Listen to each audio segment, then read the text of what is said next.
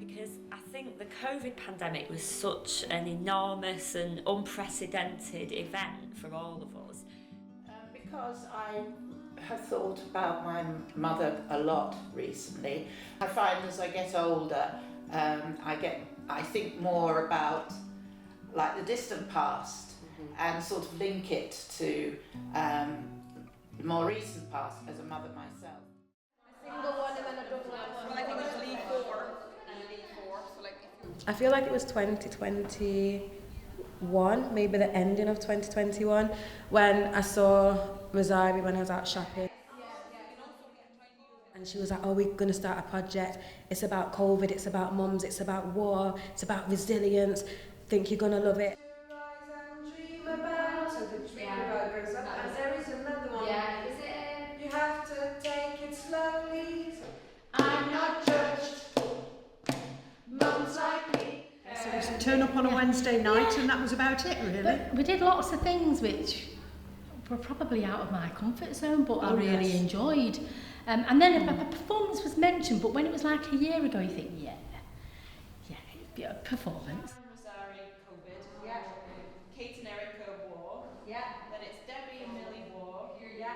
Sharon and Rosario, war. I thought, that sounds really, really interesting. I just live around the corner, so it's Stretford based, and it all started with like creative sessions during autumn. They've been gathering oral histories throughout this period, speaking to older people who lived through the Second World War and then the 10 years afterwards, and they've gathered the oral histories about people who were mothers during COVID, and then in the last couple of weeks we've kind of put the performance together with the music, and it's really taken those stories to the next level.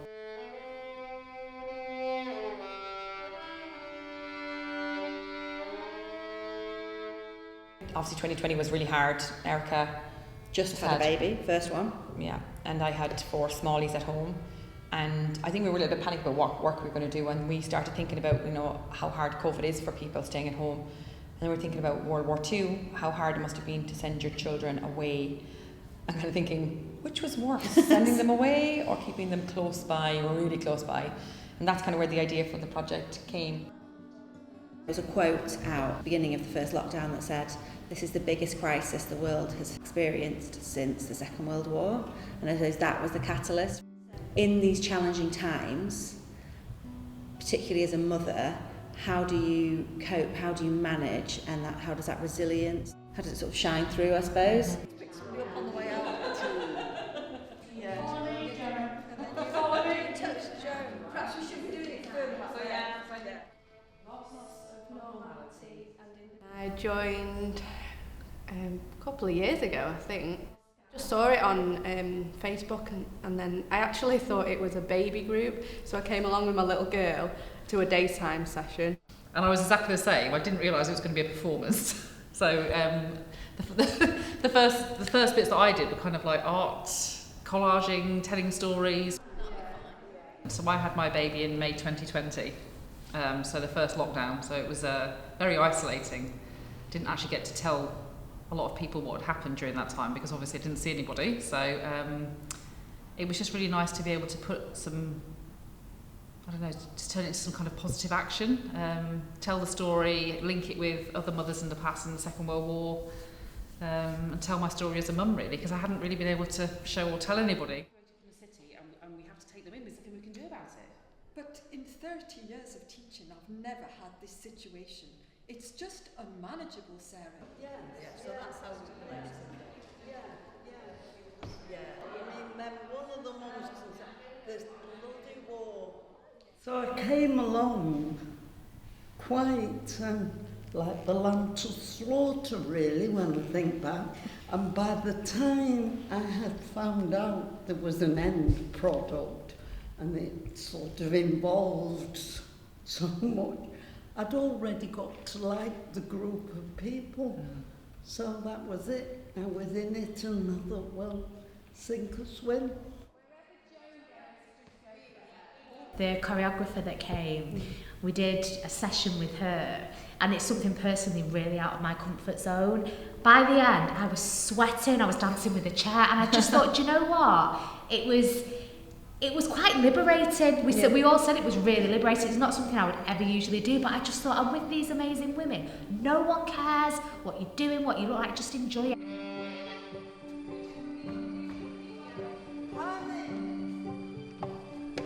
We did some sessions last year in 2022, creative sessions, kind of evening sessions and day sessions.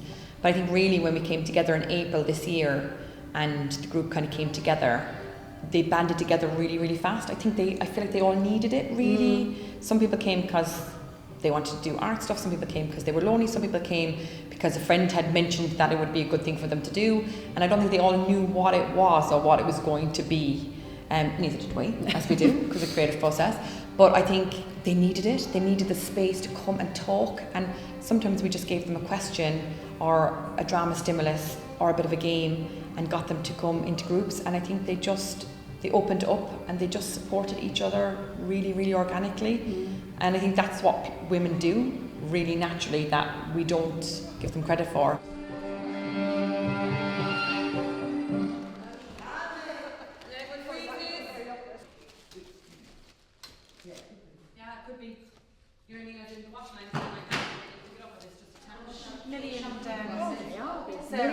I've been Millie's twin. Part of it don't tell me yet, I've got a big head. What about you? Have you got anything in your drawers? That's funny! Always keep your undone right.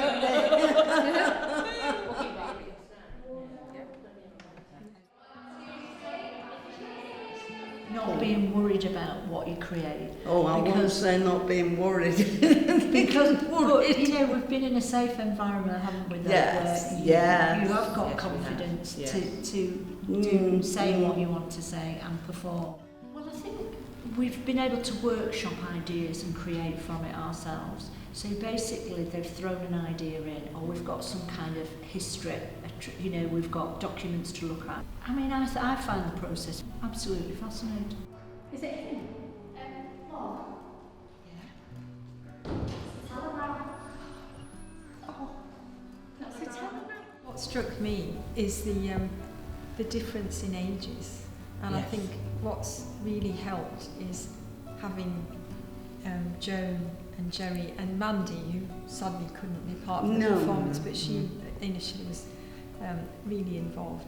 But you've got them bringing their real experience of the war, which I think would have been maybe slightly more difficult if we hadn't had people who actually could remember what happened.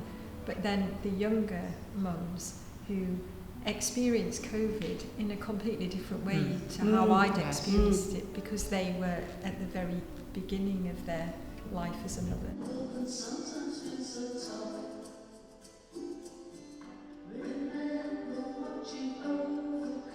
It's really helped me actually deal with aspects of what happened in our family.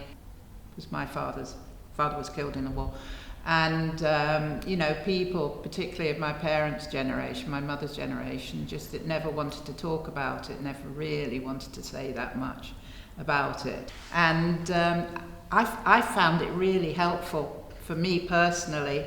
But I also loved being with a group of women, and it's the first time really that I've done acting since I was at school.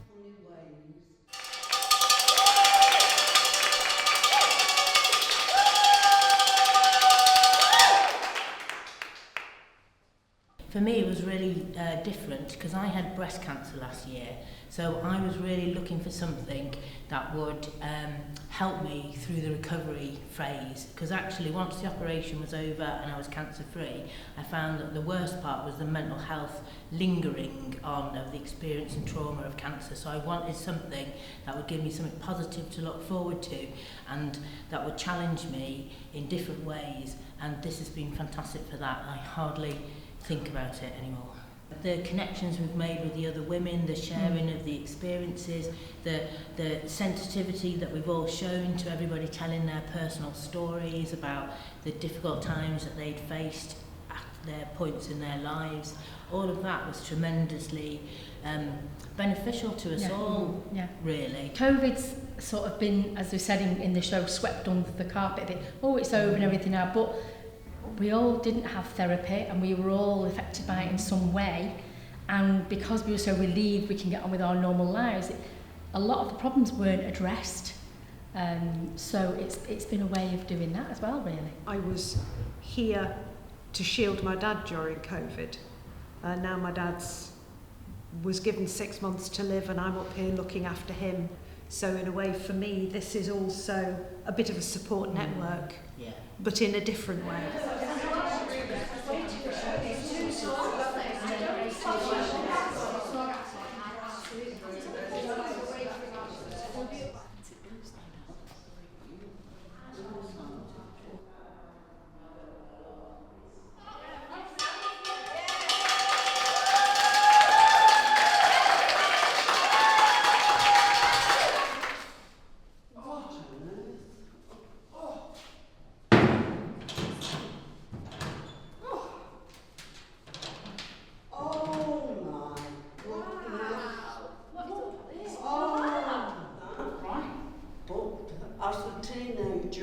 I was a bit naughty. Okay. Yeah, I decided one night, right, take the gas mask out, leave it at home, and put my powder and my lippy and what have you. I think they could all relate to it so easily, whereas I think in 20 years' time, if you ask someone to do something like this, they'd be like, I don't know what that's like. I don't know what it feels like to be socially distanced, or to not be able to touch somebody, or to have plastic in between you so that you have to talk to somebody through a plastic or through a mask. So I think they could relate to everything we did, even though it looked kind of off the wall. I think it was just very relatable to what they'd experienced. And I think that's what's different about this project, is because we've had the sort of the heritage side of the Second World War, but also we're capturing the living history of COVID. It's because it's so recent, it was relatable for everybody, and so actually you could sort of put yourself into it more, and you could feel those emotions, and so then you could put that into the performance.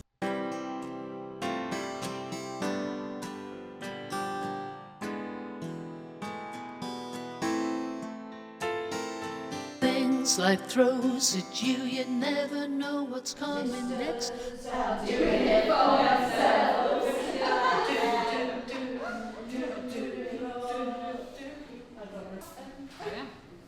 That's in your drawers, Joan. No, I've got a spare pair. Then we'll go over to finish, we'll go round.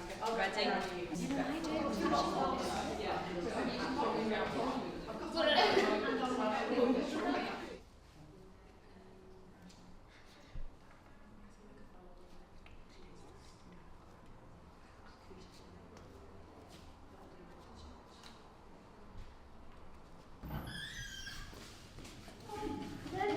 Let's get it clean, everyone. Let's get it clean.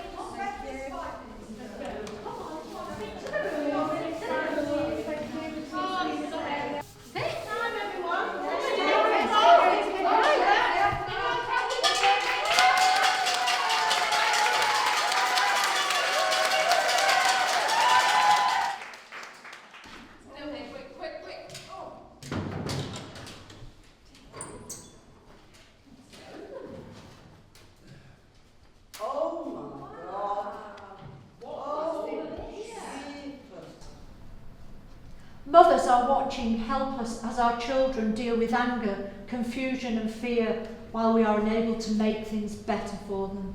A child soon feels a sense of security, which an overworked mum would struggle to provide at home. The coronavirus pandemic is the most challenging crisis since the Second World War. It is a threat to everybody. Stay calm.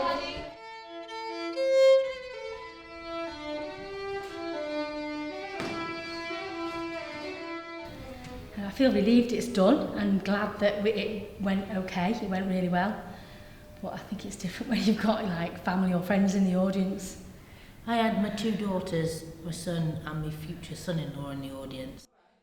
Oh yeah, they thought it was great, and the two lads, they even teared up a little bit.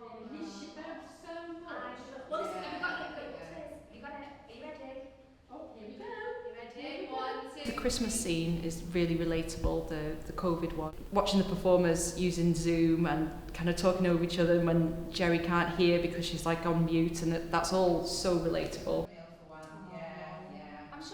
nice though. I was not in that scene in the lower hall, and you could see people, they recognised being in that situation. You could see them sort of nodding. Even the parallels between COVID and the war. It's not much difference. There's lots of things that were similar. Very similar. Very similar. I guess I feel like I'm a bit of a thread. It's really nice to just, I've got moments of pausing and then just leading the audience. It works really well, I think, with the promenade. I mean, it was just amazing. It just gives such a different dynamic, and she was kind of like the Pied Piper in a way, in that, like, the music, the way she does it is so organic. She just starts and it just goes, every sound just goes with the theme of what we're talking about, and she used it to kind of like go from scene to scene, which just, it was just such a lovely way to link stuff together, because music is very universal in a way, you know, the same way dance can be.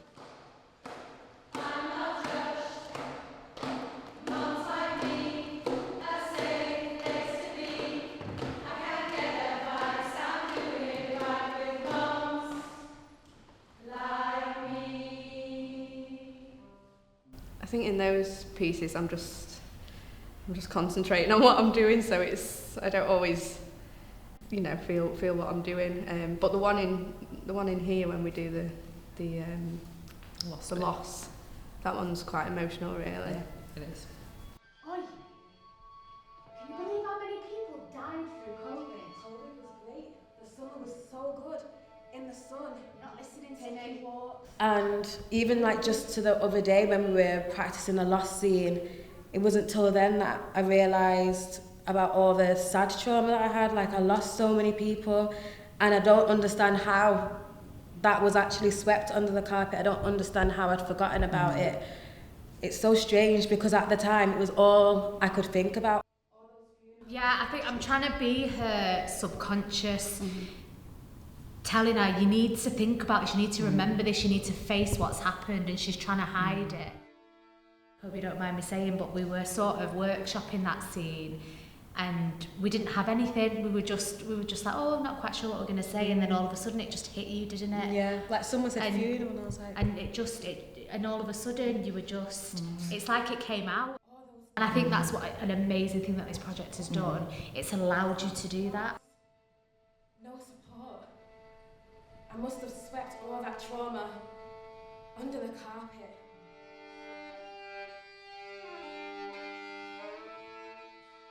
I like that scene because it isn't a realistic scene, Yeah. because you're her inner voice. Yeah. And I like the fact that we've got these realistic scenes, and then we've got a movement scene, and we've got that scene. Yeah. I like the fact that there's a lot of difference. Diverse, Yeah. Yeah, because it's interpretive as well, especially your movement scene, because it's actually the story of someone's dog passing away during COVID, and their dog, like, as a family member, but the dog was taken away and they wasn't able to say the proper goodbye. I feel like this has been almost like a kind of form of therapy. Everybody says that, don't they? It is. Because we've been able to talk to each other about our experiences and share things that we haven't really shared with anybody else.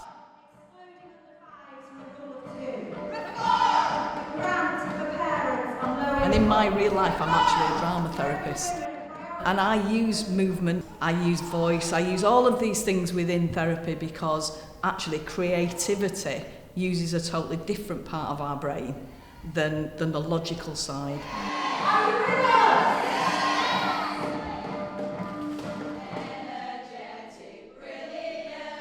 There's always a joy in singing, even if you sing something sad. I think it just makes you feel better. It's healing. So I think it's really beneficial to sing in general for everybody. The song that we sing at the top of the stairs was written by young mothers who are not in the performers anymore, in the cast anymore. And it's great to see all the other mothers sort of thinking this is our song as well and sort of singing their words. So. Yeah. The song at the end is very, makes me feel quite emotional actually, because it is talking about women and mums being very resilient, and you know, we're all standing there together singing, and it's talking about sisterhood, and I think that's definitely come out of this performance. And that definitely linked to the Second World War, because I think it was women that kind of kept the country running. So I suppose we kind of had to as well, because we had homeschooling and looking after babies and looking after elderly family members, and I think women still, you know, kept the country going during COVID as well.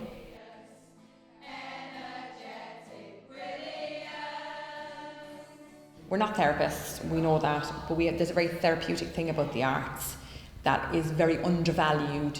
We saw it during COVID, everyone was singing from the balconies, people were dancing, people were making art, people were doing stuff. It allows you to be freer and to deal with stuff that's gone on, and I think as a group, all of us have not dealt with everything we need to deal with, so I think there is definitely space for more to happen. Whatever that will look like, we don't know yet, but you know what, we'll come up with something and with the group, and then we'll say, shall we do it? And they'll say yeah, and then we'll create something else amazing.